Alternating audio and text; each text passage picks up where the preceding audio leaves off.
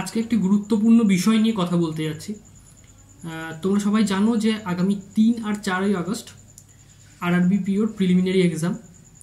তো এই আরআরবিপিও প্রিলিমিনারি এক্সামের মধ্য দিয়ে আইবিপিএস এর যে পরীক্ষার শিডিউল সেটা কিন্তু শুরু হচ্ছে। তো এই পরীক্ষা শুরু হওয়ার আগে যে আগের যে নিয়ারেস্ট দিনগুলো থাকছে, মানে 2 তারিখ 3 তারিখ, এই দিনগুলোতে তোমরা কি কি পড়বে, কি বিষয়ে কীভাবে পড়বে সেটা কিন্তু জানা অবশ্যই দরকার। তো আজকের ভিডিওতে এটা নিয়ে আলোচনা করব। তো ভিডিওটা মনোযোগ সহকারে শেষ পর্যন্ত দেখবে। যদি ভিডিওটা ভালো লাগে একটা লাইক করবে, আর চ্যানেলে নতুন হলে সাবস্ক্রাইব করে দিও। তো প্রথমে বলে রাখি যে এই 3 আর 4 তারিখে যাদের এক্সামিনেশন রয়েছে না, তাদের জন্য 2 এবং 3 তারিখ খুব ভাইটাল দুটো দিন। পরীক্ষার দিন তো বটেই, পরীক্ষার দিন বাদ দিয়ে যে পরীক্ষার আগের যে দিনটা থাকে সেই দিনগুলো কিন্তু খুব ইম্পর্টেন্ট হয়। কারণ তুমি এই দুদিন যেটা পড়বে, যেভাবে পড়বে, সেটার একটা কিন্তু বিরাট বড় এফেক্ট কিন্তু পরীক্ষার ওপরে পড়বে। ঠিক আছে, তুমি যদি ভালোভাবে পড়তে পারো, এই দিন দুটোকে যদি ভালোভাবে কাজে লাগাতে পারো, তাহলে অবশ্যই তোমার জন্য কিন্তু সেটা বেনিফিশিয়াল হবে।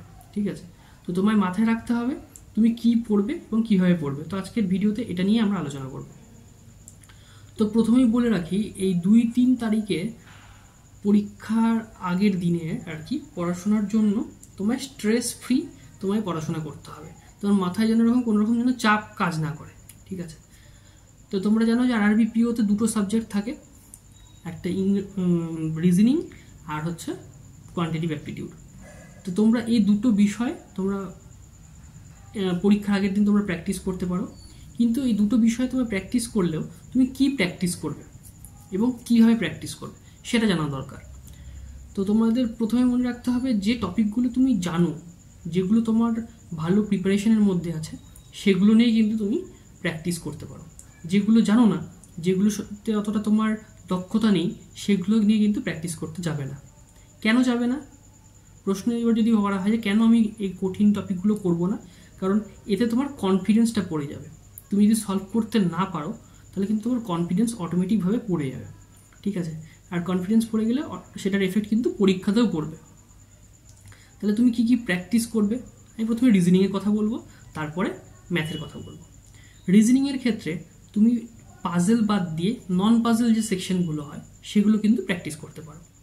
ঠিক আছে, যেমন তুমি ধরো ব্লাড রিলেশন, ডিরেকশন, সিলোজিজম, তারপরে ইনইকুয়ালিটিস, কোডিং ডিকোডিং, যে বিষয়গুলো থাকে সেগুলো কিন্তু তোমরা প্র্যাকটিস করতে পারো। ঠিক আছে, কোনো রকম মক দিতে যাবে না, কোনো ফুল লেন্থ হোক বা সেকশনাল হোক, কোনো মক দেবে না। কেন মক দেবে না? সেই একই কথা, মকে যদি স্কোর কম আসে বা কিছু হয় তাহলে কিন্তু সেটার এফেক্ট কিন্তু পরীক্ষাতে পড়বে। ঠিক আছে, কনফিডেন্স পড়ে যাবে, পরীক্ষাতে এফেক্ট পড়বে।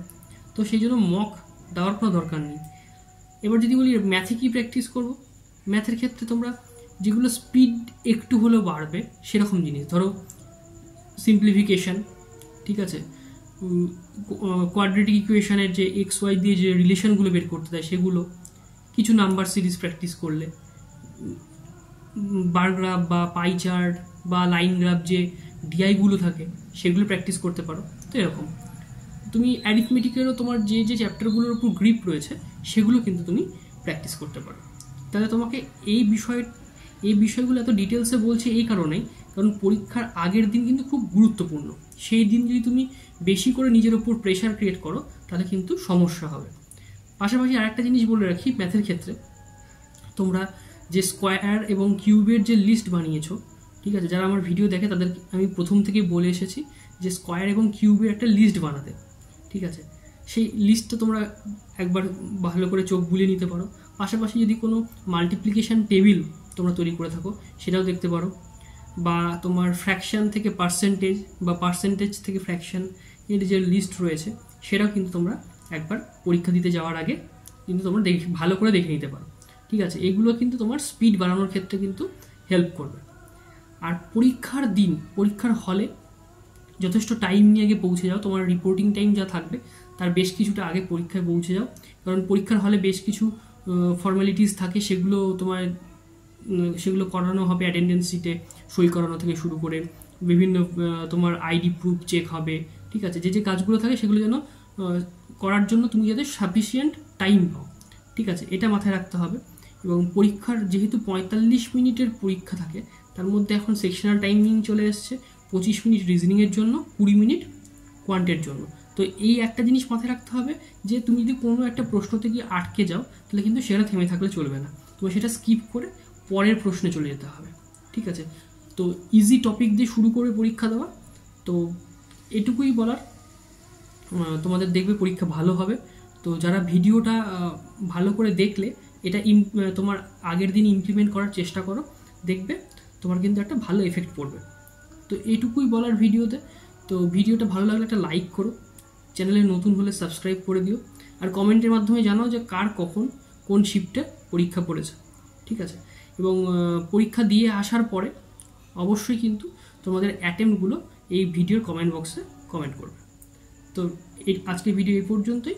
তো দেখা হচ্ছে নেক্সট ভিডিওতে। টাটা।